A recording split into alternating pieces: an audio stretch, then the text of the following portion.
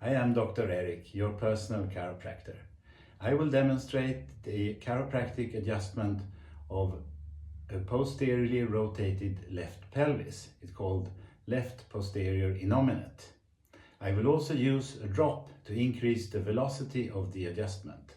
This is a kind of problem that can cause pain in the low back, into the buttock, into the back of the thigh, and sometimes also the groin.